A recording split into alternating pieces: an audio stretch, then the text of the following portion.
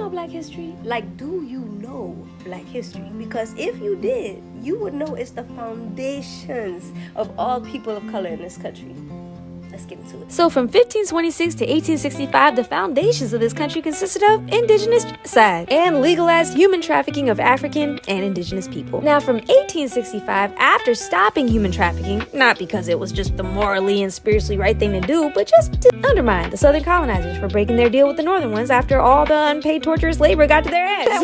Then you had 1865 to the 1900s. Black people were on the come up. I mean, we're talking a great migration when many black folks left the South to get better paying industry jobs and access to dignity up north. I mean, we're talking flourishing black business towns. And did you know the first public school movement in the South was started by African Americans who were emancipated from human trafficking because they knew the value of education for their community? For real, there were accounts of people donating their entire salaries to start the first schools for their neighborhood. The dedication was real. And then you had the early 1900s to the 1960s. Those same thriving black towns were systematically dismantled, bombed, and disintegrated. Yeah. Now there are countless examples of this. Some of the most famous are Greenwood in Tulsa, Oklahoma, which rose as a wealthy black business district known as Black Wall Street, but was destroyed by white mobs in the 1921 Tulsa Race Massacre. Then you had Rosewood in Florida, which thrived as a self-reliant black town until it was burnt down in 1923 after false accusations led to deadly racial violence. It's actually infuriating. Or what about Seneca Village in New York, which rose as a refuge from racial discrimination of Lower Manhattan, where black residents owned property, built churches and a school, building a tight-knit community, and was eventually destroyed by the city's use of eminent domain to forcibly evict its residents and raise the neighborhood to build Central Park. You know, they didn't want that wrong idea to spread that they